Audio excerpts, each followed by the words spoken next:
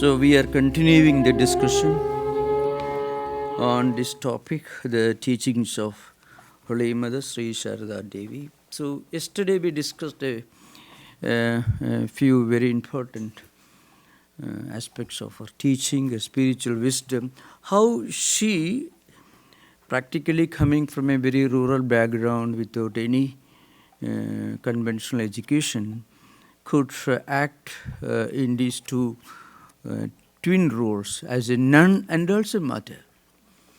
As a nun, she was a repository of a unique kind of spiritual wisdom, which gave her an insight into the nature of everything. So that is something not so well known in modern management. You know, when you grow in spiritual life, you develop a unique insight into the working of human nature, human mind. Or you can just imagine how could these great pathfinders, the great prophets, the founders of religious traditions could organize big events, could found many monastic orders. I gave this example, I think, some days back. Maybe historically speaking, one of the unique examples of Shankaracharya is Shankaracharya himself, a man who founded 10 monastic orders. And Sister Niveda says Ignatius Loyola founded Jesuit monastic order. Shankaracharya 10. And then he founded these 4 monasteries in 4 different distant remote corners of Indian subcontinent. And it is believed that he must have reformed nearly 100 temples, all the way from Badrinath, close to Tibet, right to the extreme south, and extreme west, extreme east, all the way from Zoroastrian coast, Arabian coast to Tripura, that is beyond Bangladesh. And he wrote the most marvelous philosophical works in Sanskrit language, wrote the most moving devotional poetry, 65 poems. None of the great philosophers of devotional philosophy in India, like Chaitanya, Ramakrishna, could write anything comparable to any of the unique verses of any of the 65 poems, Saundari Lekhari, Ananda Lekhari. Mind you, the number is, I said 65. Not only that, even the puja we perform in the Fremont Temple, Livermore Temple, the puja paddhati, they observe 5 upacharas, means 5 methods of worship, 5 ingredients within a single worship system, or 10 Dashopachara, or 16 Shodasopachara. And Shankaracharya wrote one whole long poem in which he enumerates 64 elements in the devotional worship. It's called Chadushashti Upachara Puja Stotram, a long poem. And this man lived for 32 years. And he walked all over this Indian subcontinent 4 times. So there is a great statement coming from the founder of Bharatiya Vidya Bhavan. It's a kind of cultural organization that promotes and propagates Indian arts, music, dance forms, folklore, and also they publish some very wonderful books on Indian history, Indian philosophy, and also Indian mythology. His name was K.M. Munshi.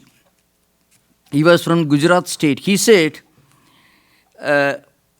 Shankaracharya, in his short lifespan of 32 years, compressed in his life the energy resources of thousands of Napoleons. That's what he says, K.M. Munshi. Gandhi had a much more profound statement, which I'm not going to quote, What Shankaracharya achieved in 32 years, the British Empire could not undo in 190 years.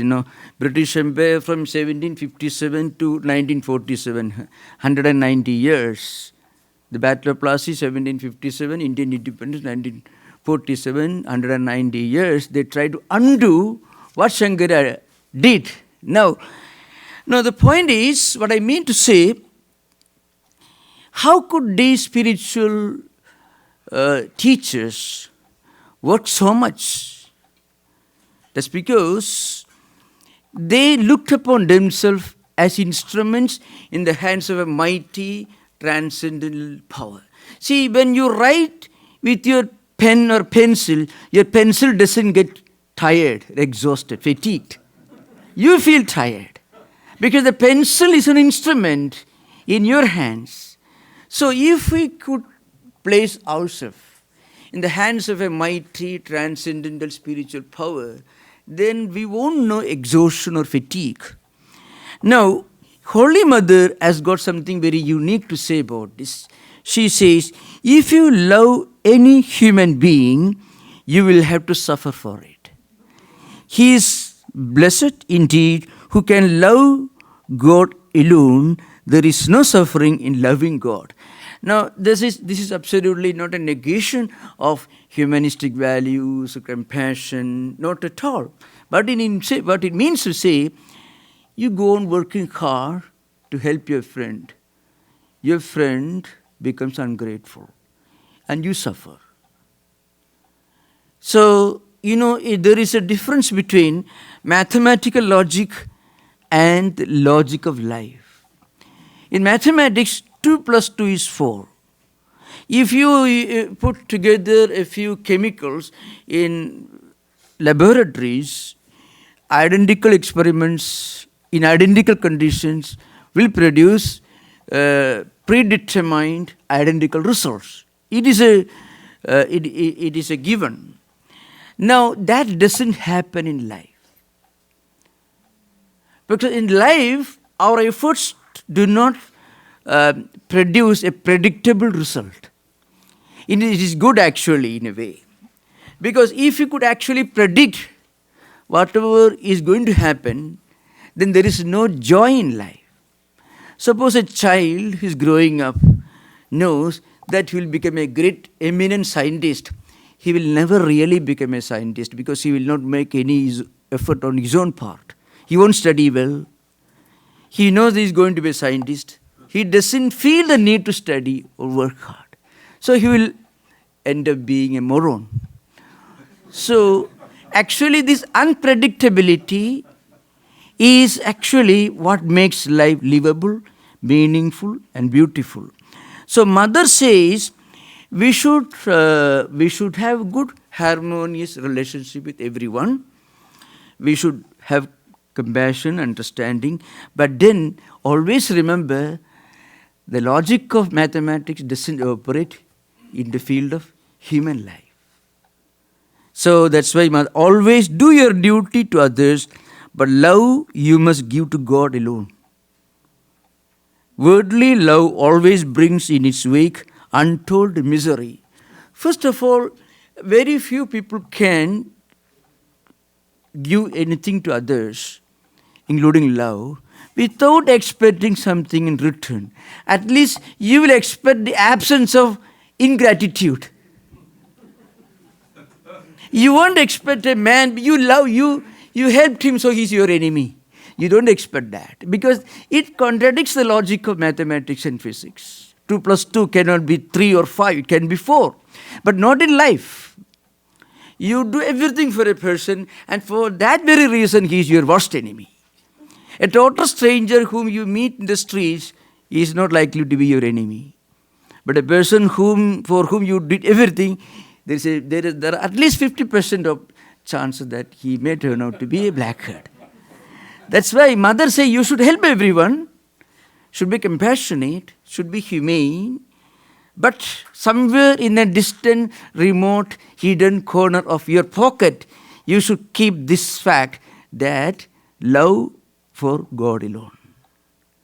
So that's why there is a very interesting statement here. Mother says, everything, husband, wife, or even the body is only illusory. It's a bit of a non-dualistic philosophy, Advaita. These are all shackles of illusion. Unless you can free yourself from these bondages, you will never be able to go to the other shore of the world. Even this attachment to the body, the identification of the self with the body, must give. What's this body, my dear? It's nothing but 3 pounds of ashes when it is cremated. Why so much vanity about it? So it doesn't mean that body is to be neglected or anything, because our own tradition tells you body can be a wonderful, a sublime, very useful instrument. So Kalidasa in his Kumara Sambhava, the 5th Sarga, 5th chapter, there's an interesting statement. Apikriyartham sulabham samit kusam jalani visnana vidhikshamaniti apisvasaktya tapasi pravartase sarira madhyam khalu dharma sadhanam. It is a motto of these Ayurvedic physicians, This body is the most important instrument. This is an ancient verse from Kalidas, 2nd century Sanskrit poet, considered to be the greatest Sanskrit poet, and his plays and his poetry were translated into German for the first time right from the early part of 18th century. 1728 was the year in which Malavika was translated into German. So it's a very, Kalidasa is such a well-known figure among Indologists and Sanskritists, Sanskrit scholars all over the world. Now, there is an interesting statement here. Shiva takes the form of a novice, an ascetic, and appears before Uma. She is doing penance for the vision of Shiva. And then he tries to deceive, to test her devotion, deceive Uma's mind. See, look here, don't put your body in too much of trouble. Are you taking bath by your own effort? Are you doing all this penance by your own effort? Is everything okay for you? Don't strain your body too much. So body is something very important. The point is, the last statement is Sharidam Adyam, Adyam means Mukhyam. There's commentators, and Mallinatha wrote a Sanjeevani. It's a commentary on Kalidasa's works. So it says, Adyam sadhana means Mukhyam Karanam. The most useful and the most important and most significant instrument in our hands is this body. It can also be the most significant problem. When we consider this as an end in itself, it is a big problem. When we consider it as a wonderful instrument to do great things, to achieve great things, it is a most sublime, most wonderful instrument. So Mother is not advocating neglect or negligence towards health or anything, because elsewhere you find Holy Mother feeding Sri Ramakrishna's disciples. Sri Ramakrishna says they should not eat too much. Mother says, no, I am a mother, they should eat proper food. And Mother also gives instructions, you should look after your health, you should be careful. Holy Mother did not permit Vivekananda to go to her own native village or Sri Ramakrishna's village, because the place was infested with mosquitoes, and it was a mosquito-ridden countryside. So Vivekananda is supposed to have not gone to Sri Ramakrishna's birthplace. Mother precaution, because Vivekananda, he was a robust person, but his health was very delicate. So better keep away from it. Malaria was a big problem in those days. So Mother was very careful about health, but Mother says, but don't consider this body as the most wonderful, everlasting thing, because there are 9 doors, and inside you have a skin bag, and if you touch any of those things, when it comes out, you have to use hand sanitizer. So Mother says, body is a wonderful instrument. Health is very important, no doubt. But you can keep your body healthy only when you look beyond the body. We can keep our mind healthy only if we look beyond mind. That's why at the psychological level, there is no permanent cure for psychological problems.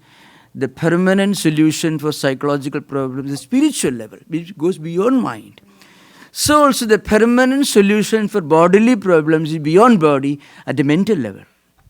So mother says, it's nothing but 3 pounds of ashes when it is cremated. Why so much vanity about it? However strong or beautiful this body may be, its culmination is in those 3 pounds of ashes. And still people are attached to it too much. Glory to God. The happiness of the world is transitory. The less you become attached to the world, the more you enjoy peace of mind. So these earthly ties are transitory. Today they seem to be the all and end all of life, but tomorrow they vanish. Your real tie is with God. Now, I want to narrate this, the profound significance of this teaching, again in the light of a very interesting episode from the most important devotional classic, Bhagavata Purana. Now, that's a very interesting, it's a very well-known episode in this devotional classic. There was a king, and his name was Chitraketu. Now, this king didn't have children. Eventually, he prayed to God, and after a lot of penance, a child was born to him, because in those days, if a king dies without a heir, the whole country may go into pieces, it will be total anarchy. So a son was born to him, and he grew up. He became a very dynamic, active prince, and the king was making all preparations to make him the heir apparent. The king was getting old. And so the prince was to be crowned as the next king. That night he died.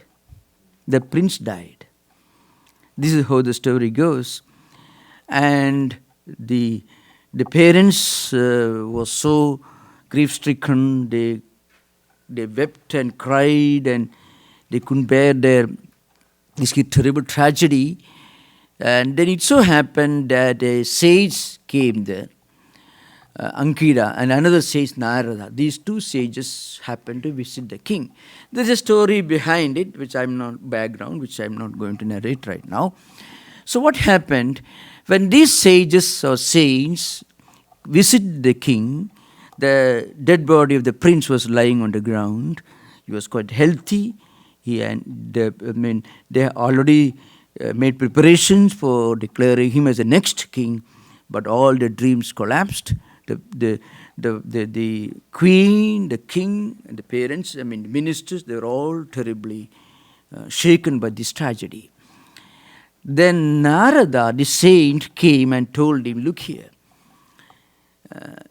this man was your son in this life, but he had so many life cycles in the past, and he may have many more life cycles in future. Accidentally, you happen to meet in this life. So why do you worry? So this philosophy didn't console them. They continued crying and weeping. Then finally, the sage decided to teach them a good lesson. By his mystic powers, yogic powers, he brought this prince back to life. So the prince got up as if he was waking up from sleep. And then the sage told him, look here, you look at your own parents, near relations, they're all crying and weeping and shedding tears. Why don't you console them? Then the son asked, which parents? I don't recognize them. I have been their parents in many of my previous life cycles. My parents may be in the last life cycle. So we happen to meet in a junction. So I don't recognize them. I don't feel any special attachment to them. So when the prince uttered these words, the these the parents were consoled and they got the spiritual wisdom. Now, it doesn't mean that Vedanta or devotional philosophy is a life-negating or world-negating philosophy. What it means is we should not wait till our own fate teaches us this lesson. That is the implication of this episode. So Vyasa, the great author of Bhagavata Purana, says these stories are not taken to be literally true. Some stories have very strong historical background to prove, but the point is we should not allow ourselves to be knocked on the head by our own fate. We should not wait till we learn these lessons the hard way.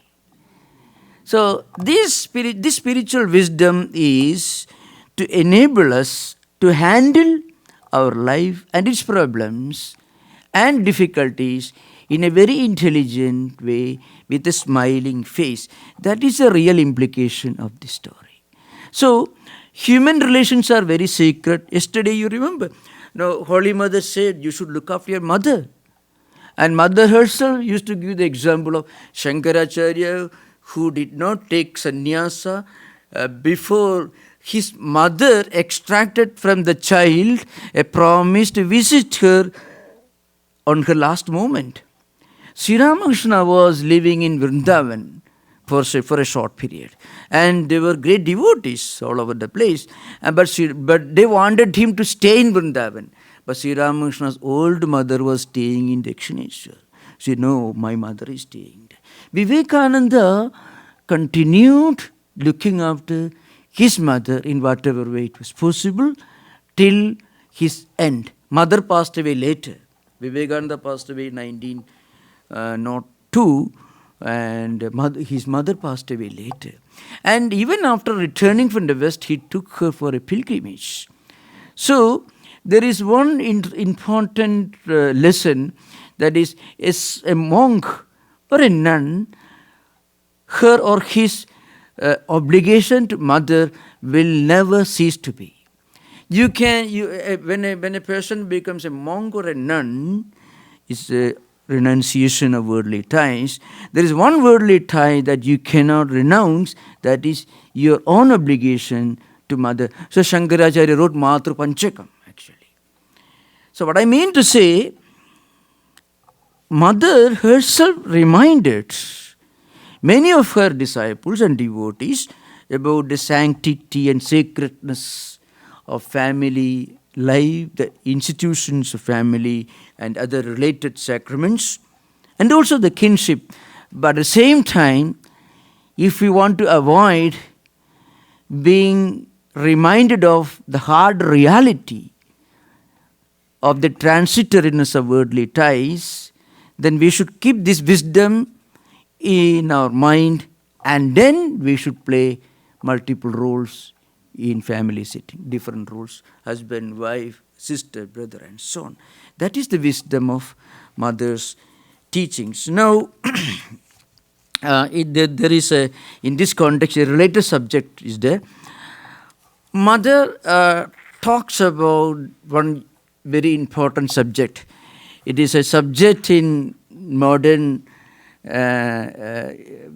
interreligious conversations, and also most of the debates involving agnostics and theists, believers, is a major subject. The subject is, if God is so compassionate, why should He create this cruel world? And now, why this contradiction? If you argue, as most of the monotheists, including Hinduism, Christianity, Islam, all religious traditions which believe in God, all theistic religions, whether it is Hinduism, Christianity, Islam, Judaism, they all believe that God is a very wonderful person, He is compassionate and He is all powerful and He can do whatever He wants, and He is very compassionate also. Then why should a compassionate God create a world which certainly is not a bed of roses for most of the people living in this world? Why these calamities, tragedies, these earthquakes and so on. So how do we reconcile this? Actually, there is no reconciliation at the theological level. So they argue, that's the argument of agnostics. People like the American gentleman, Christopher Hitchens, who passed away not long back, 2-3 years back, and then Richard Dawkins, all these, that's a major argument for them. Say, God is so omnipotent, all-powerful, then he must be a cruel person to have created this world. He can create a better world. He is omnipotent, all-powerful. And he created this miserable world. And if he was helpless, he could only create this kind of world in which we live. Then you can't say too much about his omnipotence. You can't say that he is all-powerful. That's a big argument and big conflict. Now, Vedanta reconciles this problem. The idea is what we consider sufferings is really not suffering from a spiritual perspective. So, you can always find something very paradoxical.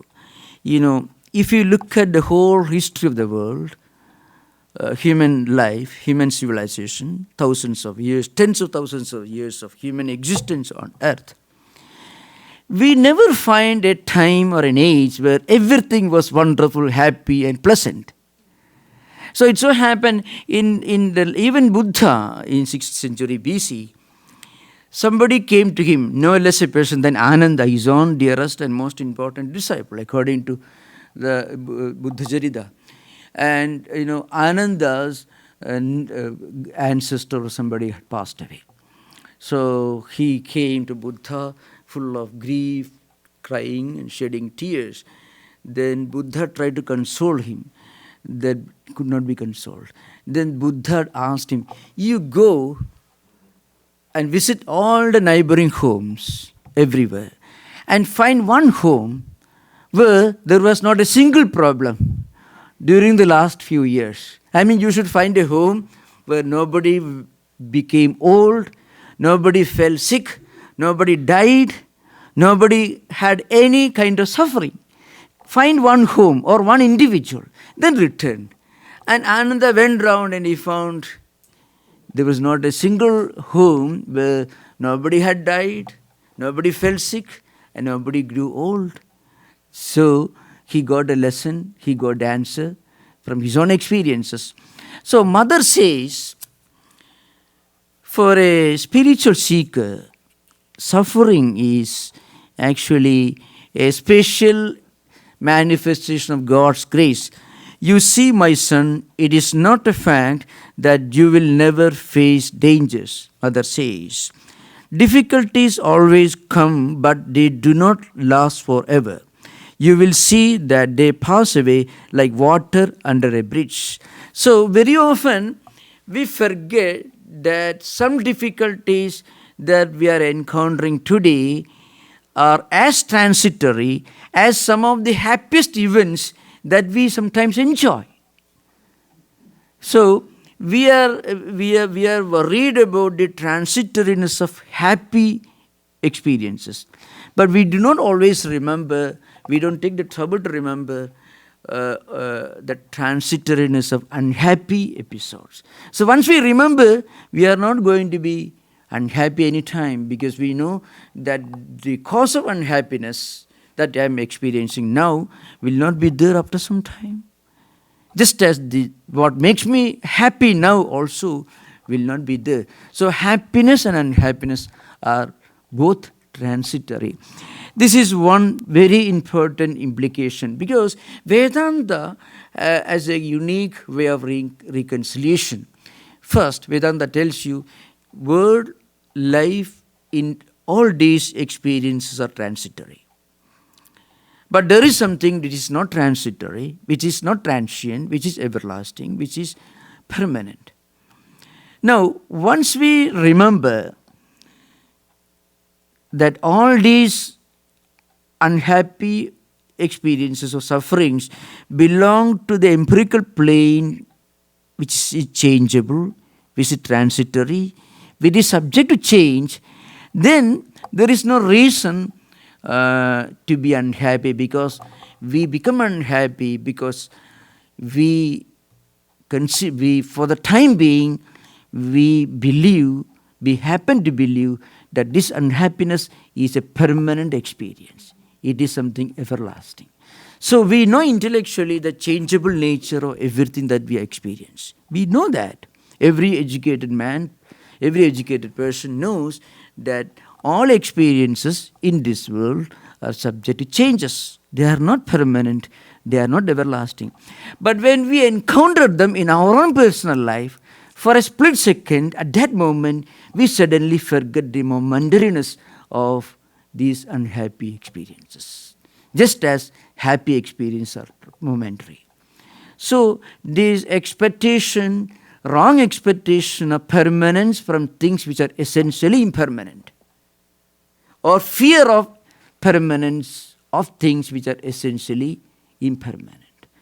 The causes for unhappiness or suffering are impermanent.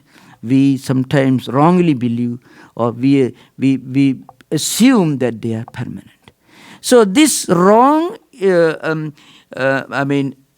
imposition of permanence on things or experiences which are essentially impermanent, that's a real cause of suffering. That is from a Vedantic point of view. So what is then permanent? The reality that we are something beyond this body, beyond this mind, beyond this intellect. This is the reality. We are something that transcends all these. We are the Atman. This is what Vedanta tells you. So once we when we do some kind of reprioritization, once we stop giving top priority to the empirical, problems are solved. So anyway, this is one way of reconciliation. Another reconciliation, it comes from mother very often. Mother refers to this. Mother says, without suffering, you will not grow in spiritual life. Without some problem, there will be no music. Suppose we have everything we want. Why should we read a book on philosophy, music, literature, mysticism, God, religion? Nothing.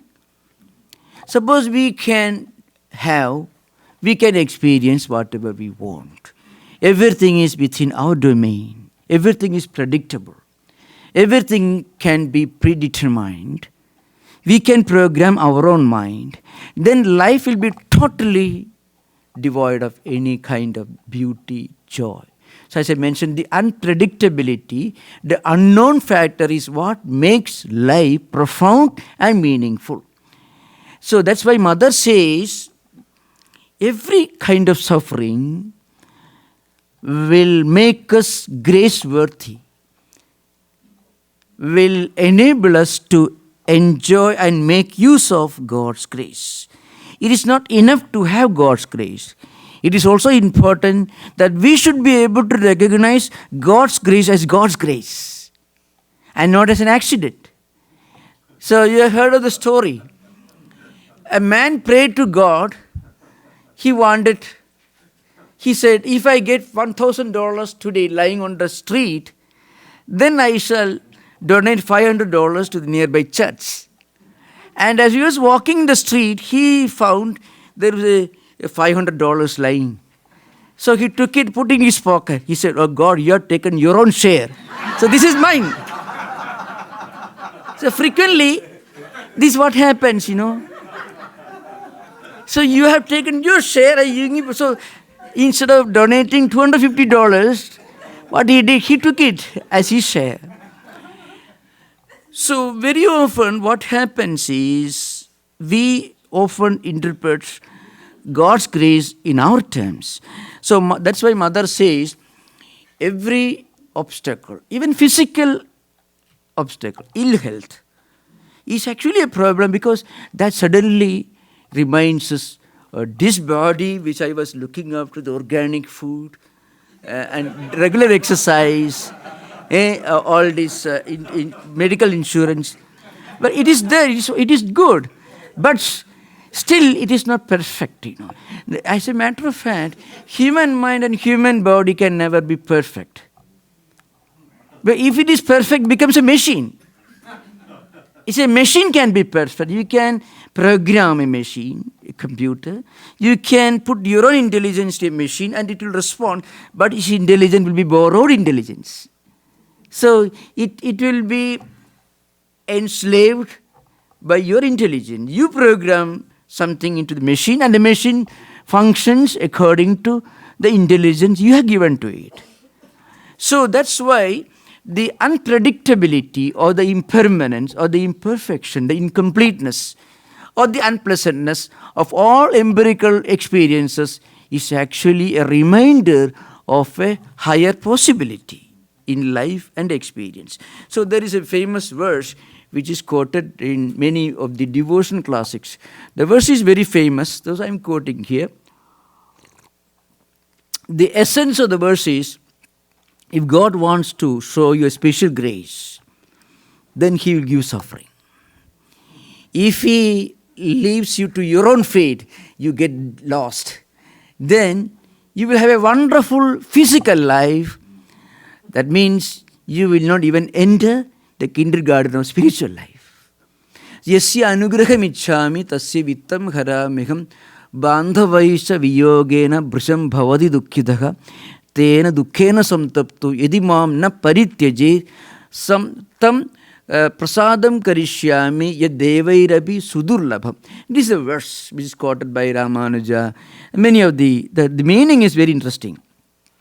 If I want to bless somebody, I shall take away all his wealth. That's the meaning of the first two lines. Suppose a person gets too proud of his wealth, but then if he has done some spiritual practices, disciplines in his or her previous life, so he has earned a lot of spiritual merit. But unfortunately, this man is so obsessed by his desire for wealth, greed, then God shows His compassion by turning him into a pauper. Vara means I shall steal all his wealth. That's a literal meaning. It's a metaphor. Then not only that, bandhavesha viyogena means, there are people like that, when they have some money, a lot of friends, sycophants, flatterers, he will join a club or something and he's become some kind of a celebrity. He will be surrounded by sycophants all the time. In fact, it happened in the life of Sri Ramakrishna. Sri Ramakrishna sometimes visited some good people. They were not great devotees like Nagamahasaya and others. They were good people with some devotion. Then Guru Sri Ramakrishna used to say, oh, he's a good man, but he's surrounded by sycophants, flatterers. Why do you keep yourself surrounded by all these flatterers? He himself questioned. They were not amused, actually. It happened even in the case of Kesavachandra Sen once, who was a prominent celebrity of the city. And his friends were not very happy.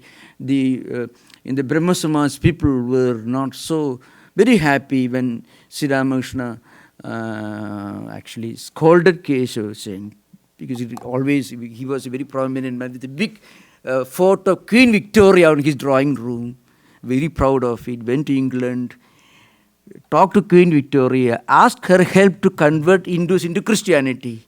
These are wonderful things about Kesavachandra Sen. He was later he became an outstanding devotee, a great devotee of Sri Ramakrishna. That is the last phase of his life. So when he went, quite a few people, when he went to even the father of the poet Rabindranath Tagore, always, he was a big rich man, a lot of flatterers. So why do you keep yourself? I went there, but the fellow was surrounded by flatterers. So you find such people. But if God has some grace for them, what happens, one day these flatterers and sycophants will desert them. So bandhavaisha viyogena brisham bhavati dukkhidaha. So when a person gets isolated, when all his flatterers, sycophants, they go away from him, then what happens? He suddenly remembers, I should have spent my time for some more purposeful, something in a more useful manner. So suddenly he is forced, he caught by the fate, caught by the neck and made to turn to God. But that's not a very pleasant way of turning to God. That's why Sri Ramakrishna says that it's always better and wiser to take to spiritual life at the beginning. So one of the instructions in the Bhagavata Purana which I quoted yesterday, Prahlada, the devotee, Kaumara Ajaret Prajna. Kaumari means every wise person should try to turn to God at the beginning of his or her life. That's the idea behind. So, still, if a person who forgets spiritual values, forgets the transitoriness of worldly achievements, forgets God because of his wealth, because of his prominence in society, he's surrounded by flatterers all the time. If that person loses his money, all his wealth, instead of going to alcohol, if he turns to God, when he's deserted, instead of committing suicide, if he turns to God, then I shall elevate him to such a position that he will be an envy of angels. That is the meaning of the last two lines of this verse. Tena dukhena samtapto yadimam na parityaje. In spite of all these tragedies and difficulties, if that devotee still keeps his mind on God, then I shall elevate him. I shall show him so much of grace that he will be elevated to such a high status that he will be an envy to even gods. Gods means angels here. This is the statement. So every problem is an opportunity. See, if we walk on straight, plain ground all the time, or if we walk on some, let us say, soft velvet, soft carpet, our feet will never become strong. Unless we do some climbing, we will never get enough strength or enough health. So every hurdle, every hindrance, every problem is an indirect way of approaching closer and closer to God. That is what Mother says. That is the great statement in Mother. And there are a few very interesting, very profound ideas related to japa, which we discussed yesterday. A disciple asked Mother, I practice japa. Japa means taking holy names of God. But I cannot concentrate my mind. So Mother says, repeat the name of God whether your mind is concentrated or not. So even mechanical repetition is useful, but it is not the most effective way. See, instead of never going to kindergarten, it's always better to learn a little. So the Mother says, it will be good for you if you can repeat the name of God for a fixed number of times daily with concentration. Otherwise, if you repeat the name of God, whether your mind is concentrated or not. But this is for the beginner. Then the disciple continues her question. Mother, shall I practice the repetition of the holy name having in mind a fixed number of repetitions? Should we repeat a fixed number of times? Mother says, if you repeat with an eye to number, your mind may be concentrated on a number alone. Now, yesterday we remember, Mother said you should repeat thousands of times and so on. So the point is, repetition of japa with a fixed number in mind will draw our mind away from external distractions. That is one way of focusing the mind away from external distractions. But at a higher level, once we develop the habit of repeating a fixed number of times, if at least mechanically, then slowly we must develop the habit of repeating a few times, not too many, with great concentration, with great focus. And that's why he says, therefore I advise you to repeat the name of God without being particular about the number. So, there is an evolution in devotional tradition from mechanical to natural and spontaneous. But you have to begin with the mechanical.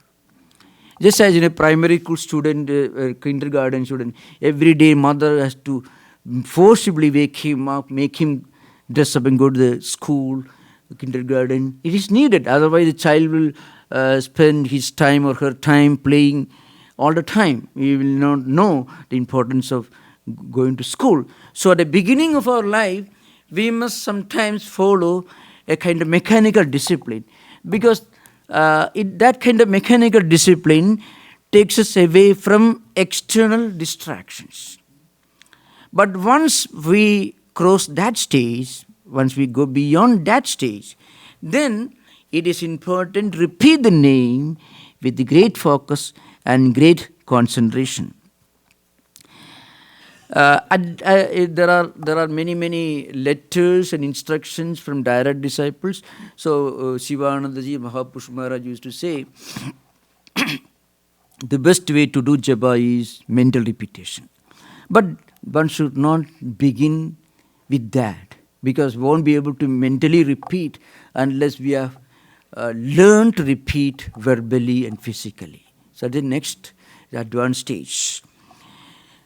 Mother says, repeating the name of God a fixed number of times, telling the rosary or counting on fingers is calculated to direct the mind to God, that means away from external distractions. The natural tendency of the mind is to run away from higher ideas and to run around all the time. Through these means, there be repetition, verbal repetition or mechanical repetition at least, mind is slowly attracted to God. While repeating the name of God, if one sees his form and becomes absorbed in him, one's japa stops. That is the beginning of meditation, as we discussed yesterday.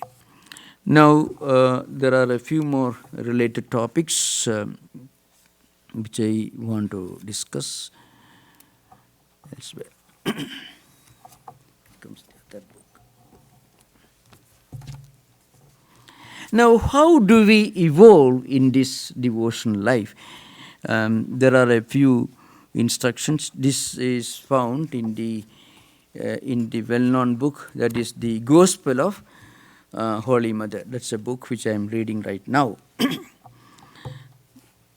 We have just a few minutes. So a disciple asking a question to Mother. Mother, everybody says that one who approaches the Kalpataru wish-fulfilling tree has to ask for something. But I wonder, for what should children ask their mother? A mother gives to every child according to its need. As Sri Ramakrishna used to say, a mother serves different dishes to suit the stomach conditions of her different children. Now, please tell me which is the correct attitude. So, here Kalpataru in Sanskrit means wish-fulfilling tree. So, if God is a person who listens to all our prayers, then it's a real problem actually. Because we do not know what to pray for. What we pray for very often depends upon where we stand in spiritual life. So it's very important for us to learn to pray for what is essentially good for us. And that's very important. That's why, what we get may not be ours. What we earn alone is ours. We may get many things. See, if somebody places a huge weight on your hand will break. Your hand should, first of all, be strong enough to hold what somebody places on your hand. So, what we get may not be always ours. Only what we earn is ours. And what we earn depends upon what we strive, what effort we make, to what extent we make ourselves worthy of God's grace, worthy of what we get from God, in what way God listens to our prayers. So Mother says, how much intelligence does a man possess? He is likely to ask for something other than what he really needs. There's a problem. So, in the Gospel of Sri Ramakrishna, there are some interesting incidents. A man who was very greedy, he did not know what to pray for. And he did not know there are many dangerous things that his mind may pray for. It will be danger for him. He did not know that. That means he did not earn. He only wanted to get. So this man wanted to pray. So he happened to sit under the Kalpataru, wish-fulfilling tree. It's a mythological concept. A tree, if you sit under the tree and whatever you wish for, your wish will be fulfilled. Oh, he said, I'm hungry, so I want a good meal. So he got a wonderful meal. Somebody prepared all the wonderful things. Then he may have wanted some good Coca-Cola, whatever it is, that he may have got. So whatever came to his mind, he crude, unprepared, unintelligent mind, those ideas came to him and he got it. Now, this mind doesn't know what to pray for. It's an indisciplined mind. It is not a disciplined mind. Our mind can be our worst enemy if it is the slave of our senses. If it is the master of our senses, that mind can be a wonderful friend. So mind can be a very good friend, and mind can be a horrible, dangerous enemy. Mind can take us into all in all directions, can make us fall over a precipice. So what this man, suddenly he wanted many things, they all came. Then he was thinking, but what will happen if a tiger comes and immediately a tiger came and killed him and ate him up? Because we are not in control of our mind. When mind controls us, it's our worst enemy. Because then mind itself is controlled by our senses. And our senses are controlled by our accumulated desires, samskaras, over which we have no control. So before we pray for something, we should learn what to pray for. And we should learn what is likely to be for our good and what we should not pray for. That's also very important. So there is a famous prayer. It also comes from a mother, a kind of holy mother. You find in Mahabharata, Kunti, she was the mother of Pandavas. So her only prayer was, give me plenty of troubles. So, Vibhata Santu na Shashwat, Yatra Yatra Jagat Prabhu. So he says, please give me trouble as much as possible. Because when I don't have a problem, I don't turn to God. So I need problems, because without problems, I am not able to turn to God. That is Kunti's prayer. Now, that is an example, that the prayer is a classic example of the danger of praying with an unprepared, indisciplined mind. It can be disastrous.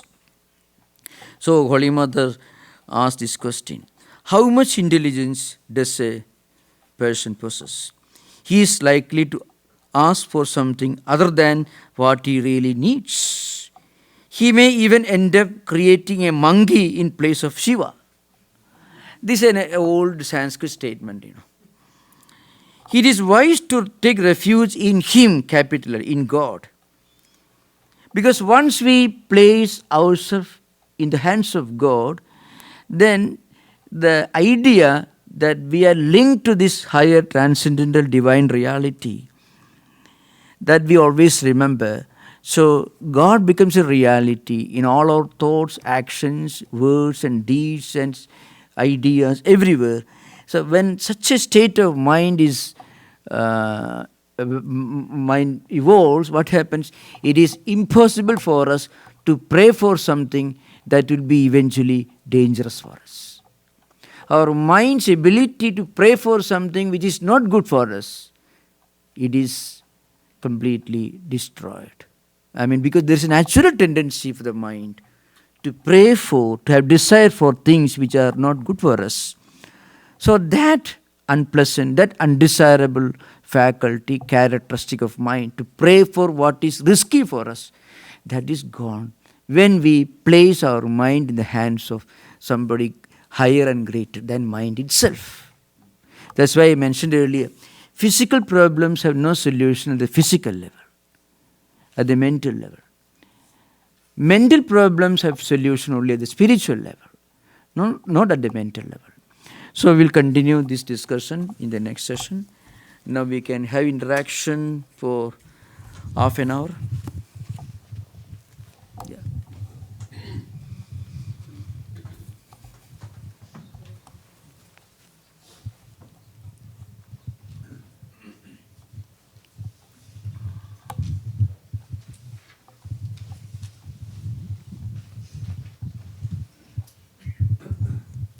Swamiji, Narada comes in and out of various stories, Yeah. mythological stories. So what is his significance? We don't pray to him, there's no idol, there's no worship of him, but he seems to be very influential in talking to Vyasa and all these people to turn around. So what is the significance of Narada? So, in fact, we cannot speak in terms of historical accuracy, but this character is a very unique character, wherever and whenever somebody turns to God, he appears before them and gives a helping hand. So he himself, in the Bhagavata Purana, there is a long story of his own different life cycles. But one important function of his life, his mission was to sustain and support dharma. And he did this in two different ways. One way was to directly promote those who did stand for dharma, those who worked for dharma. He protected them. When Prahlada needed a teacher, Narada was. Dhruva needed a teacher, Narada was the one. Like that you find all over the places. And also, he was also involved in another kind of mission. You know, the Ravana was a demon, he was a villain, he was a troublemaker. So sometimes Narada went to him and poked him to do more mischief so that God will be forced to incarnate and destroy him. So you find this happening very often, even in the case of Kamsa, we find this happening. Because he a potential troublemaker whom he cannot handle, whom only God can handle. So when people suffered too much because of Ravana, then Narada found he should do something about it. So what he did, he went and poked him, prompted him to more mischief, so that it became impossible for Vishnu to delay further, and he was born as Rama and destroyed Ravana. So you find he accomplished his mission in two different ways. And you can find he was an instrument in the preservation of dharma. So he's a mythological figure. Of course, his story also is it is narrated in the Puranic story, 3-4 life cycles he went through.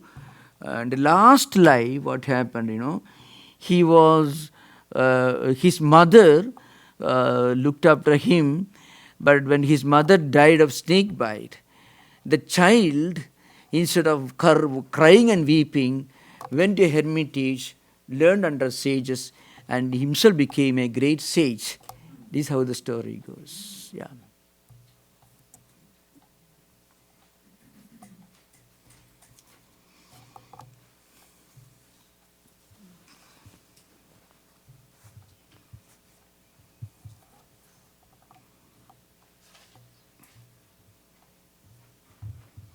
If you don't have, I can continue the discussion where I left the Holy Mother's own teaching. I didn't complete that. So maybe I can take, if there are questions, I can continue that. That's again, so Mother insists on our own efforts to make our mind ready so that we will not pray for something that could be eventually dangerous for our own spiritual life. So that's why he says, how much intelligence does a person possess? He is likely to ask for something other than what he really needs. He may even end up creating a monkey, etc. He will always give you whatever is necessary. However, one should pray for devotion and desirelessness, for such a prayer does no harm. So, in this context, Mother recommended elsewhere, it's always better, as she says, it is wise to take refuge in Him. Now, what is that? When you take refuge in God, what happens? Our desire itself gets a promotion. Our desire becomes a spiritual desire. Our thoughts get a spiritual orientation. Even our anger becomes a spiritual anger. See, I have worked so hard, but I didn't achieve. We get a kind of aversion towards our own inability to make enough spiritual progress. So, this is called in the Vaishnava tradition, the devotional tradition is called prapatti, and Sharanagati means taking complete refuge in God, or it is called self-surrender. I can explain this in the light of an incident in the life of Sri Ramakrishna. There was one character, Girish Chandra Ghosh. Most of you are familiar with him. He was a genius. He was a creative genius. He was a dramatist. He was a playwright. And he ran a big theater. And he was, there is a particular syndrome that many of the creative writers become prey to. That means very often they become prey to some vices. So I quoted this earlier. There is a statement again coming from Kalidasa, the great Sanskrit poet. Yavvanam dhanasambatti prabhutvam madamevacha ekaikamavi anarthaya kumiyatra chadusthayam.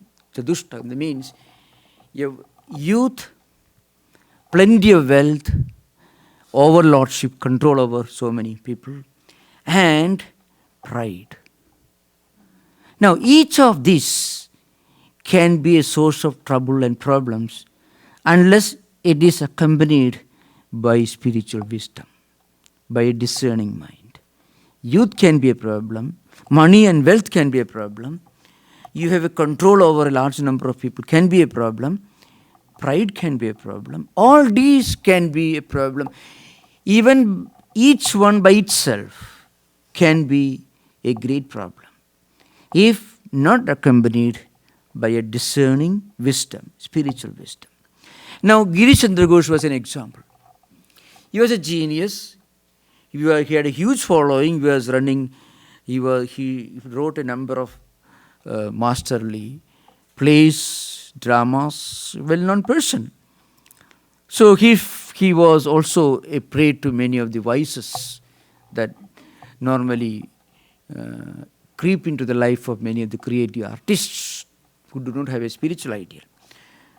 So what happened, one day he heard about Sri Ramakrishna. He came to Sri Ramakrishna and he found Sri Ramakrishna was in ecstasy.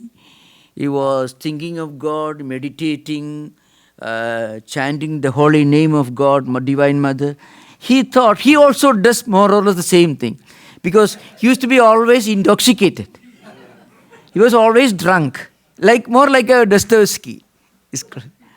Always drunk, always in a kind of unconsciousness. So he thought Sri Ramakrishna, but then he found out that Sri Ramakrishna's source of ecstasy was spiritual realization.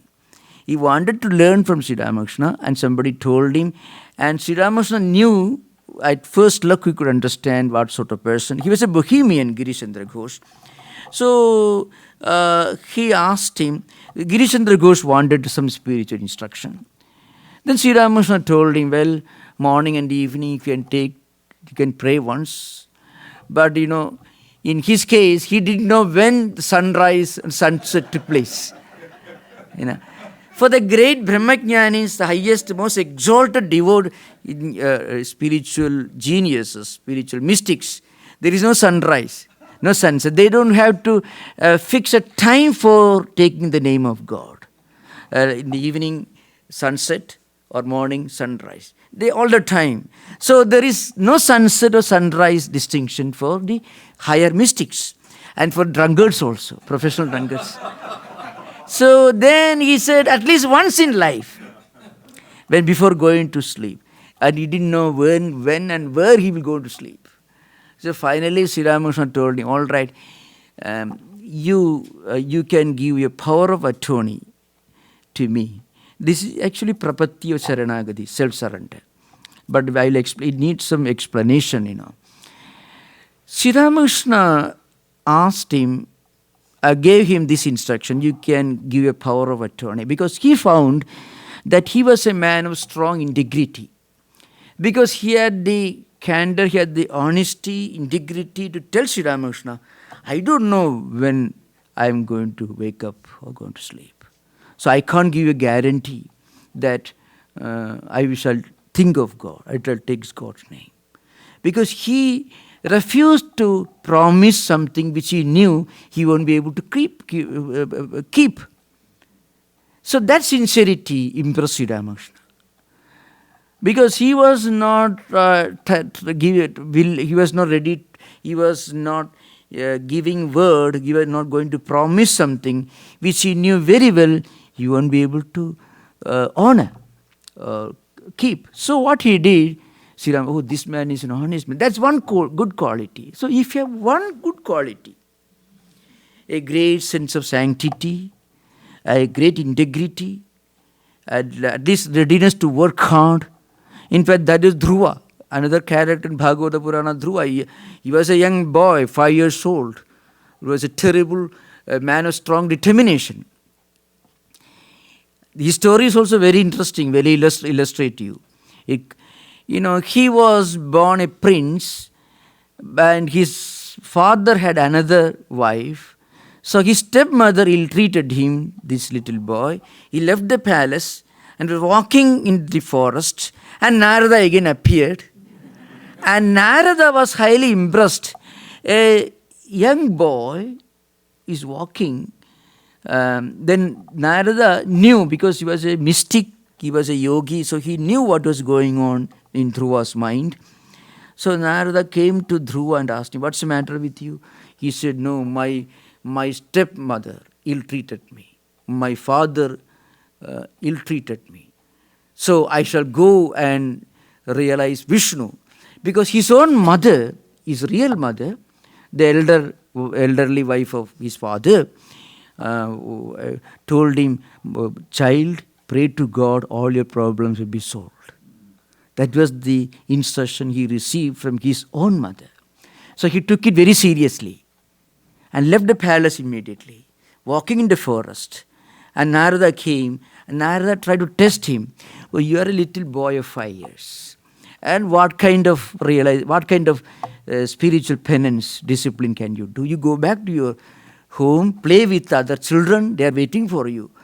But Dhruva said, no. I shall not return home. I shall not turn back my steps before I attain my goal. That is, I should meet Vishnu, I should pray to him so that my problem will be solved. Then Narada exclaimed, Aho Teja Kshatriyana, means the power of determination, the steely mind of Kshatriyas. This is warrior caste of Hindu society. It is wonderful. So Narada admired the little boy because of his strong determination. And Narada initiated him, and this Dhruva was not made of not any weak stuff. He was a very strong person, strong-willed man. Little boy, of course, 5 years old. And in 6 months, he realized. First, he started eating only once a day, then only once a week, and then once a month, and eventually on the sixth month, he completely stopped eating food, drinking water, and breathing even. So Vishnu had no other way but to appear before him. God. And what do you want? So, when Vishnu asked him, he said, Yonta pravisha mamavachi mimam prasuptam sanjeevedi akhila shakti dharasvadhapna anyam sha hasta charana sravanatugadim prana namo bhagavade purushaya dubhyam. Dhruvastudi means long hymn. And my stagnant, dormant vocal power within me, it is reactivated by you who is sitting as a divine reality in my heart. And he started long hymn. So you find Dhruva was a little child with a strong determination.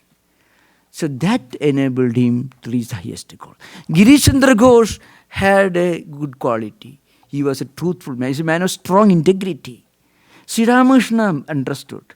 So he's the right man. All right. In that case, you give a complete responsibility to me. And Girish Chandra Ghosh immediately did that because he thought it was a very easy deal, so to speak. But what happened, he found out very soon that it's not so easy. He could not drink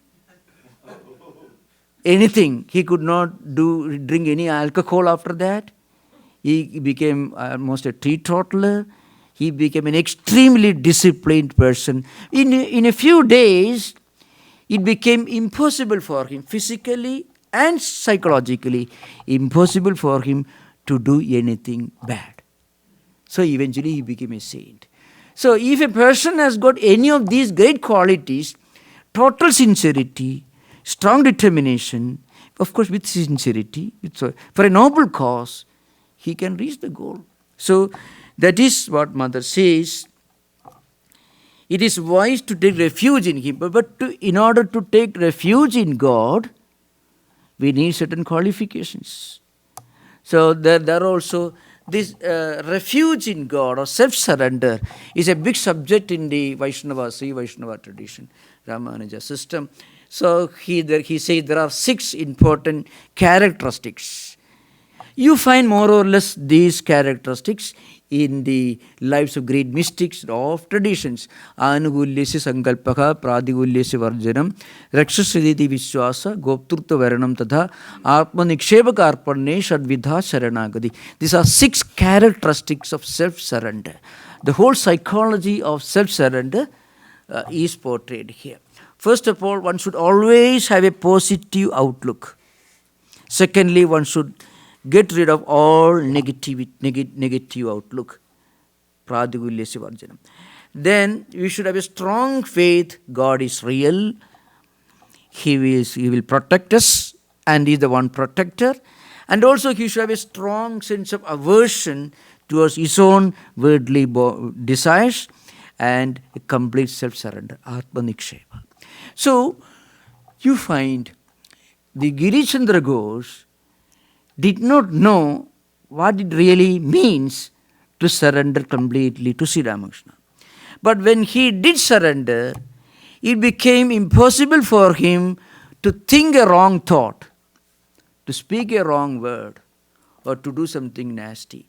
He tried because the accumulated samskaras and impressions will sometimes revolt, and there were some friction at the initial stage. But gradually, all those frictions, all those distractions disappeared, and he became a great saint. So every day became for him a holy occasion, every word became a sacred mantra, every thought became a meditation. So this is what happens when you take refuge in God. So Mother says, once we take refuge in God, then our mind functions at a spiritual level. Then you cannot pray for something which may be eventually unhelpful in spiritual life. That's why we should first of all be ready. We should attain a kind of psychological maturity or spiritual maturity in order to be able to pray for the right thing and to avoid the problem of praying for what is actually harmful to us. That's it. Okay, so we have still 5 minutes, 10 minutes. You can, yeah, please.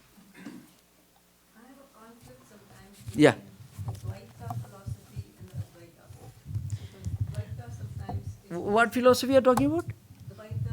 Dvaita or Dvaita. Okay. So sometimes I feel it's easy just to be a Dvaita, just offer something to the Lord. And Yeah. Yeah. as a simple, this thing, just go to the Lord, offer our prayers, and Yeah. ask for whatever we want. Yeah. And then Advaita, the concept have, totally different. So how does one integrate this in our daily practice? Advaita doesn't tell you that you should not practice Dvaita. See, a professor in Harvard should not ask a primary student, you should not go to school. He should go to school, to primary school, study well, get a very high grade, go to college, and eventually he can go to Harvard. So, Advaita doesn't contradict or reject Dvaita or Visishta Advaita. So, Advaita is all accommodating, all inclusive spiritual and philosophical system. So, again, intellectual acceptance or rejection of a system of philosophy is not what is actually implied here. We can have convictions, we can have strong intellectual philosophical convictions about Dvaita, Advaita or Visishta Advaita. That is okay. But there is nothing wrong in holding fast to Dvaita. Nothing wrong in it. Actually, you find many of the great Advaita philosophers themselves had their own Ishtadevata, personal deities. I already explained to you, Shankaracharya himself is the one who wrote the most profound devotional hymns and installed temples. Many of the temples like Badrinath, close to Indochina border, Tibetan border, it was reinstalled by Shankaracharya. And he was the one who instituted how to worship in Kedarnath, Badrinath, in different temples all over India, he did. So, Advaita doesn't reject, doesn't contradict Dvaita or Visishta Advaita. Advaita transcends, goes beyond Visishta Advaita and Dvaita. That's why there is no conflict. If a person is a sincere follower of Dvaita system, eventually he will reach, in course of time, the Advaitic experience. Conviction of Advaita philosophy is one thing, but Advaitic experience is a natural culmination of all spiritual seekers. It may take several life cycles, that's all.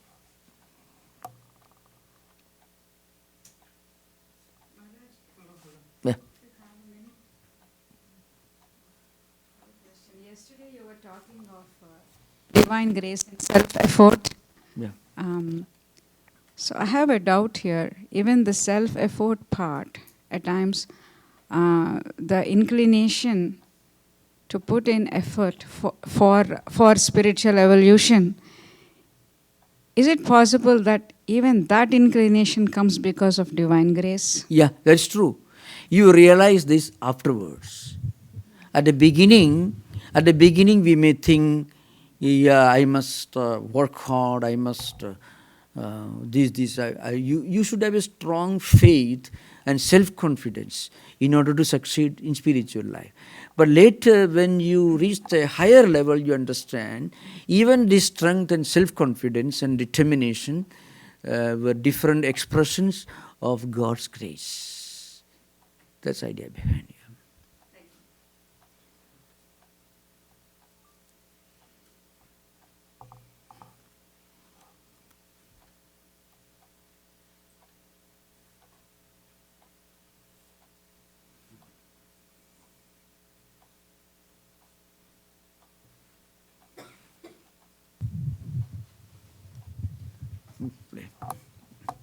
Raj, you mentioned the story of the $500 that came from God. Yeah. Can you explain the significance in terms of understanding the grace coming from God versus taking all of it? Yeah, that's why unless our mind is ready, we won't be able to recognize God's grace as God's grace. And sometimes mind plays tricks with itself. So, frequently when we pray, when we do spiritual practices for a long time, we get some result, sometimes problems are solved and so on. But sometimes when the mind is not fully evolved enough to recognize God's grace as God's grace, then mind may interpret it as accident. We often, it could happen. If you remove the God's grace aspect from what happens in our life, the only other alternative is to interpret it as an accident. And also, again, the mind deceiving itself is a real problem in spiritual life. That's why the example of Girichandra Ghosh is so very significant. He had all that that will keep away from spiritual life for any ordinary seeker. But he had this great, unique quality. He was a totally and completely sincere, honest man of great integrity. So that integrity itself later developed all other requisite qualities. Devotion, discipline, all came because of that integrity. Because Sri Ramakrishna took it in his hands and made use of that aspect of his character, integrity and sincerity. And because Sri Ramakrishna realized that this man will certainly remember that he has given full responsibility to Sri Ramakrishna. So afterwards, whenever his mind showed a tendency to do something which was undesirable, I have given all the responsibility to the old man in the action, I should not put him in trouble. So I have given him word, I have given him promise, so I should not do this. So he could not drink any longer. He completely gave up alcohol, drinking habits. He became very disciplined, and he spent a lot of his remaining years to write spiritually oriented plays and dramas. So you can find this sudden turning taking place.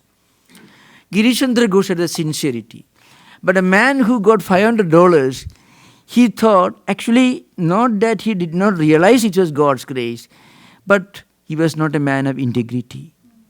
This could happen, Actually, this can be a stumbling block in our life. It can be a stumbling block, invisible barriers. Not that it's a permanent obstacle, but eventually we'll be able to overcome that. But this can be a problem for a beginner. Yeah. Mind finding false excuses for not doing the right thing. Swami? Yeah. This reminds me of a story. Yeah. The rabbi, the synagogue, and the congregation. Yeah. And the members of the synagogue wanted to know what the rabbi did with the money. Yeah. He says, well, I draw a circle on the floor. I throw the money up in the air. Whatever lands in the circle is for the synagogue. Whatever stays up in the air is for God. Yeah. So that actually when we deceive our own mind, we are creating a permanent stumbling block. Unless we overcome that, there will be no progress. Because we are creating an artificial layer in our own mind, which we cannot penetrate. Girichandra Ghosh fortunately had no outer layer. He had only one mind. He said he cannot stop drinking. And he said he cannot give promise to do japa or think of God in a particular day. Because he knew he was not going to do that. He won't be able to do that. Many people don't admit that. And Sri Ramakrishna won't ask them to hand over power of attorney. Because they cannot do that. There are many people who listen to wonderful advices. But very often, very little happens to people. Because we listen, it's not dire, it is not deliberate hypocrisy or deception. That's the nature of mind. Mother herself says mind has a tendency to wander about, going around, and an inherent tendency to look for mischief, because that's how mind is designed. Mind is always turning towards the external objects, diverted into the five senses of perception, what we see, what we hear, what we touch, what we smell, what we taste. Mind goes to those things, gets distracted. It is not deliberate or willful deception or hypocrisy. It is the way mind is designed. That's why Ramana Maharshi said, mind is naturally projected outward. When mind is turned inward, it becomes Atman, because there is no such thing as mind turned inward, really speaking. Every effort to meditate, to focus, is an attempt to eventually turn the mind completely inward. When mind is completely inward, it no longer connects with the external world or external objects through the five senses of perception. So that is that state is higher state, where you find inside and outside, at external and internal level, you see the same reality. But that is the highest goal. One doesn't begin there. Okay. So thank you. We had a wonderful session and big questions. Om Shanti Shanti Shanti Harihi Om Tat Sat Sri Ramakrishna Arpanamastu.